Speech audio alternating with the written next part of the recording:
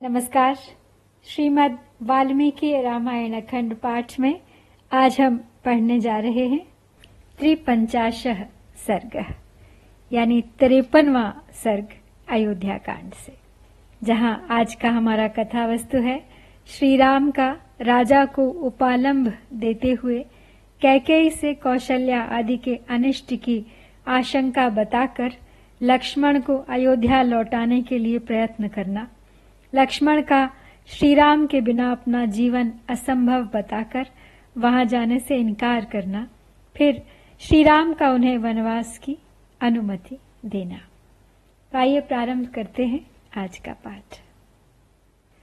सतं वृक्षं समासाद्य संध्यामन्वास्य पश्चिमां रामो रमयतां श्रेष्ठ इति होवाच लक्ष्मणम्।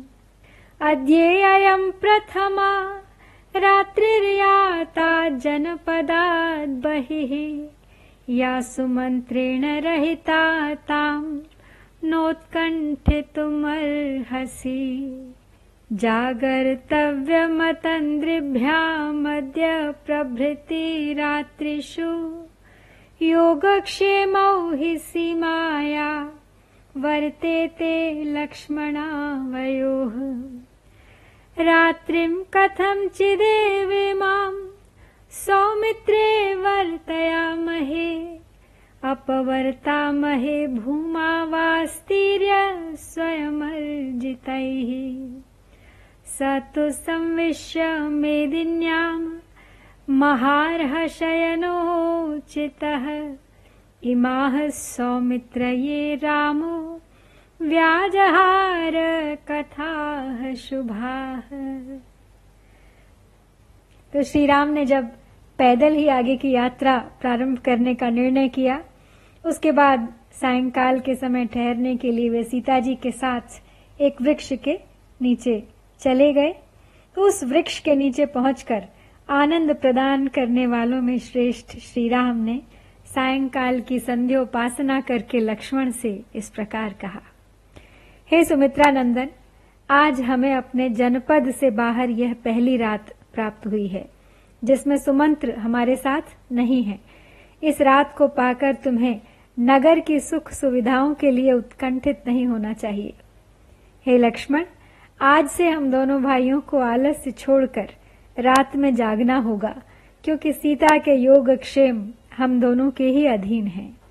हे सुमित्रा नंदन, यह रात हम लोग किसी तरह बिताएंगे और स्वयं संग्रह करके लाए हुए तिनकों और पत्तों की शैया बनाकर उसे भूमि पर बिछाकर उस पर किसी तरह सो लेंगे। जो बहुमूल्य शैया पर सोने के योग्य थे, वे श्री राम भूमि पर ही बैठकर सुमित्रा कुमार लक्ष्मण से ये शुभ बातें कहने लगे। ध्रुवमद्य महाराजो दुःखम स्वपिति लक्ष्मण, कृतकामा तु कैकेयी तुष्टा भवितुमर्हति।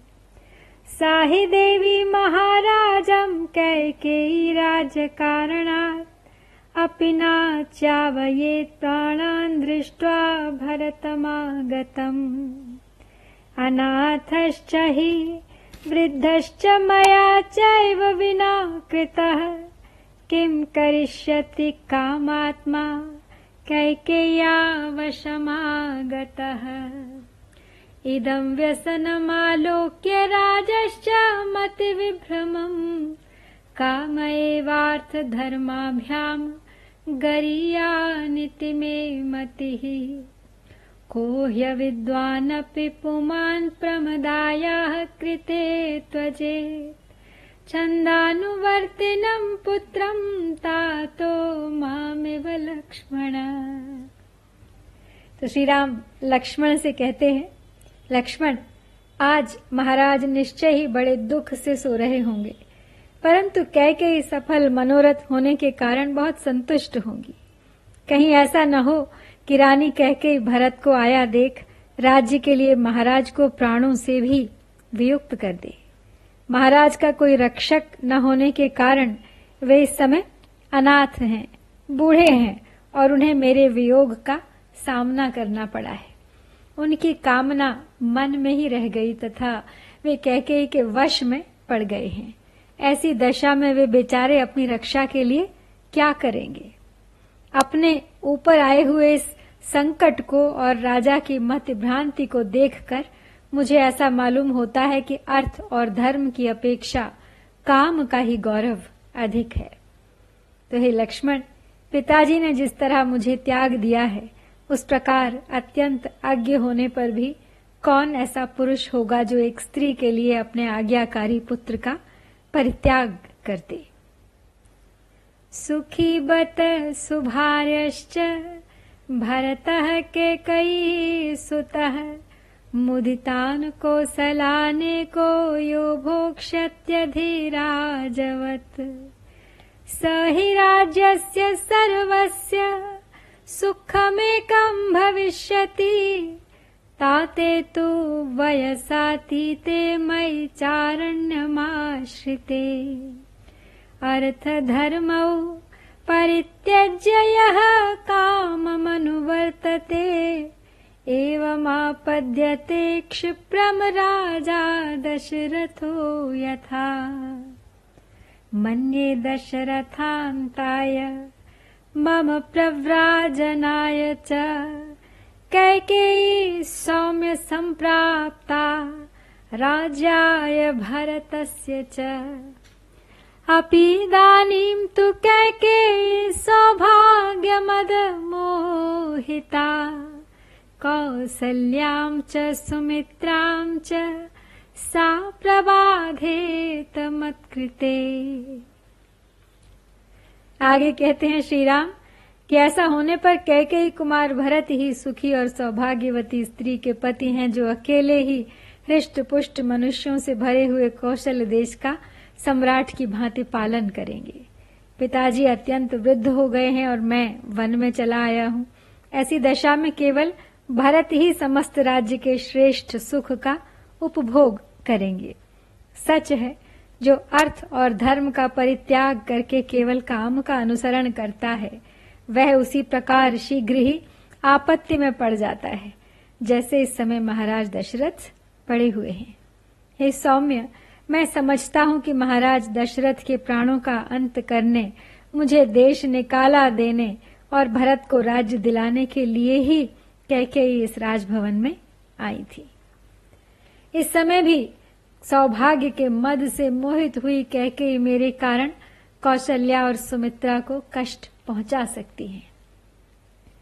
माता स्मत् कारणात् देवी सुमित्रा दुःखमावसेत् अयोध्यामित एव त्वं काले प्रविश्य लक्ष्मण अहमेको गमिष्यामि सीतया सह दण्डकान् अनाथाया हि नाथस्त्वं कौसल्याया भविष्यसि क्षुद्रकर्मा हि कैकेयी द्वेषादन्यायमाचरेत् परिदद्याद्धि धर्मज्ञ गरं ते मम मातरम् नूनं जात्यन्तरे तात स्त्रियः पुत्रैर्वियोजिताः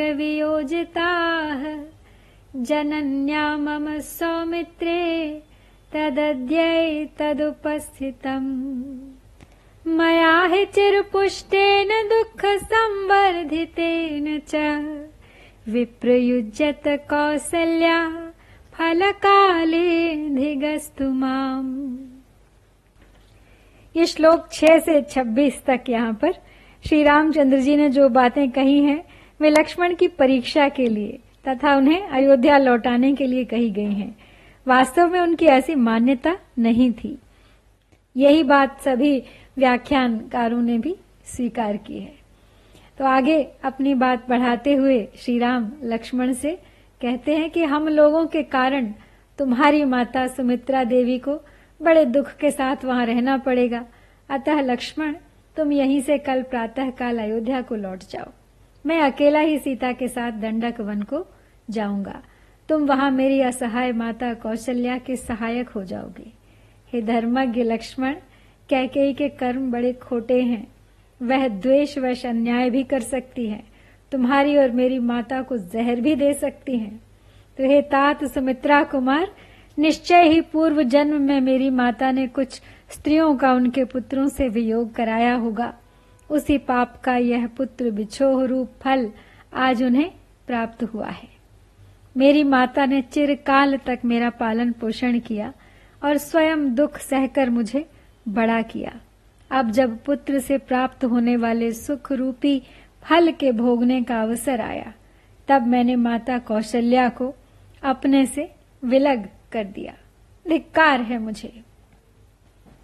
मास्मसी मंतिनी काचित् जनयेत पुत्रमीदृशं सौमित्रे यो अहमम्बाया दद्मि शोकमनन्तकम्।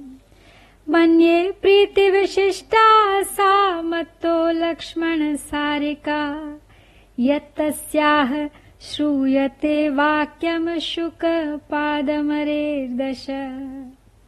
शोचन्त्याश्चाल्पभाग्याया न किञ्चिदुपकुर्वता, पुत्रेण किम पुत्राया मया कार्यमरिन्दम। अल्पभाग्या हि मे माता कौसल्या रहिता मया, शेते परम दुःखार्ता पतिता शोकसागरे। एको ह्यहम् अयोध्यां च पृथिवीं चापि लक्ष्मण, तरेयमिषुभिः क्रुद्धो ननु वीर्यमकारणम्। श्री राम लक्ष्मण से आगे कहते हैं, हे सुमित्रा नंदन, कोई भी सौभाग्यवती स्त्री कभी ऐसे पुत्र को जन्म न दे जैसा मैं हूं, क्योंकि मैं अपनी माता को अनंत शोक दे रहा हूं। तो लक्ष्मण, मैं तो ऐसा मानता हूं कि माता कौशल्या में मुझसे अधिक प्रेम उनकी पाली हुई वह सारिका ही करती है, क्योंकि उसके मुख से माँ को सदा यह बात सुनाई देती है कि ये तोते, तू शत्रु के पैर को काट खा। अर्थात हमें पालने वाली माता कौशल्या के शत्रु के पांव को चोंच मार दे। वह पक्षिणी होकर माता का इतना ध्यान रखती है और मैं उनका पुत्र होकर भी उनके लिए कुछ नहीं कर पाता। तो हे शत्रु दमन, जो मेरे लिए शोकमग्न रहती है, मंद भागिनी सी हो रही है और पुत्र का कोई फल न पाने के कारण निपूती सी हो गई है, उस मेरी माता को कुछ भी उपकार न करने वाले मुझ जैसे पुत्र से भला क्या प्रयोजन है। मुझसे बिछड़ जाने के कारण माता कौशल्या वास्तव में मंद भागिनी हो गई है और शोक के समुद्र में पड़कर अत्यंत दुख से आतुर हो उसी में शयन करती है। तो लक्ष्मण, यदि मैं कुपित हो जाऊं तो अपने बाणों द्वारा अकेला ही अयोध्यापुरी तथा समस्त भूमंडल को निष्कंटक बनाकर अपने अधिकार में कर लूं, परंतु पारलौकिक हित साधन में बल पराक्रम कारण नहीं होता है। मैं इसीलिए ऐसा नहीं कर सकता हूं। अधर्म भय भीतश्च परलोकस्य चानघ, तेन लक्ष्मण नाद्याहमात्मानम् अभिषेचये। एतदन्यच्च करुणं विलप्य विजने बहु, अश्रुपूर्णमुखो दीनो निशि तूष्णीमुपाविश। विलापोपरतं रामं गतार्चिषमिवानलम्, समुद्रमिव निर्वेगमाश्वासयत् लक्ष्मणः। ध्रुवमद्य पुरी राम अयोध्यायुधेनाम्बर, निष्प्रभा त्वयि निष्क्रान्ते गतचन्द्रेव शर्वरी। नैतदौपैकम् राम यदिदं परितप्यसे, विषादयसि सीतां च मां चैव पुरुषर्षभ। हे निष्पाप लक्ष्मण, मैं अधर्म और परलोक के डर से डरता हूँ, इसलिए आज अयोध्या के राज्य पर अपना अभिषेक नहीं कराता। यह तथा और भी बहुत सी बातें कहकर श्री राम ने उस निर्जन वन में करुणाजनक विलाप किया। तत्पश्चात वे उस रात में चुपचाप बैठ गए उस समय उनके मुख पर आंसुओं की धारा बह रही थी और दीनता छा रही थी। विलाप से निवृत्त होने पर श्री राम ज्वाला रहित अग्नि और वेग शून्य समुद्र के समान शांत प्रतीत होते थे। उस समय लक्ष्मण ने उन्हें आश्वासन देते हुए कहा, अस्त्रधारियों में श्रेष्ठ है श्री राम, आपके निकल आने से निश्चय ही आज अयोध्यापुरी चंद्रहीन रात्रि के समान निस्तेज हो गई है। हे पुरुषोत्तम श्री राम, आप जो इस तरह संतप्त हो रहे हैं, यह आपके लिए कदापि उचित नहीं है। आप ऐसा करके सीता को और मुझको भी खेद में डाल रहे हैं। न च सीता त्वया हीना न चाहमपि राघव, मुहूर्तमपि जीवावो जलान्मत्स्या विबोधितौ। न हि तातं न शत्रुघ्नं न सुमित्रां परन्तप, द्रष्टुमिच्छेयमद्याहं स्वर्गं चापि त्वया विना। ततस्तत्र समासीनौ नातिदूरे निरीक्ष्यताम्, न्यग्रोधे सुकृतां शय्यां भेजाते धर्मवत्सलौ। स लक्ष्मणस्योत्तमपुष्कलं वचो निशम्य चैवं वनवासमादरात्। समासमस्ता विदधे परन्तपः, प्रपद्य धर्मं सुचिराय राघवः। ततस्तु तस्मिन् विजने महाबलौ, महावने राघव वंशवर्धनौ। नतौ भयं सम्भ्रमभ्युपेयतुर्यथैव, सिंहौ गिरिसानुगोचरौ। श्री राम ने लक्ष्मण की परीक्षा के लिए जो उनसे कहना था वो कह दिया। अब लक्ष्मण श्री राम से कह रहे हैं कि आप मुझे ऐसा कहकर खेद में न डालिए। हे रघुनंदन, आपके बिना सीता और मैं दोनों 2 घड़ी भी जीवित नहीं रह सकते। ठीक उसी तरह जैसे जल से निकाले हुए मत्स्य नहीं जीते हैं। शत्रुओं को ताप देने वाले रघुवीर, आपके बिना आज मैं न तो पिताजी को, न भाई शत्रुघ्न को, न माता सुमित्रा को और न स्वर्गलोक को ही देखना चाहता हूं।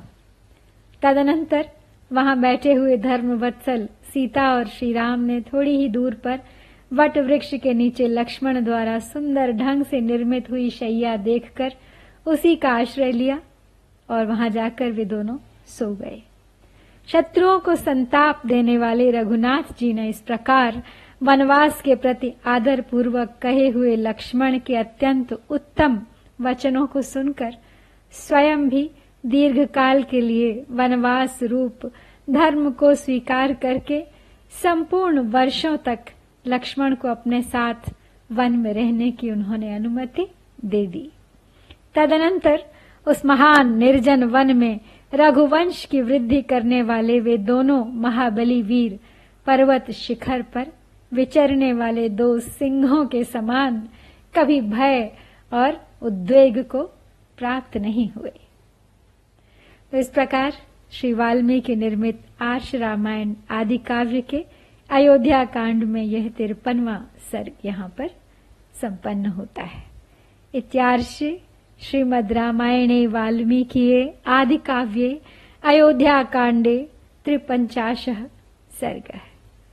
ओम श्री सीतारामचंद्राभ्याम नमः।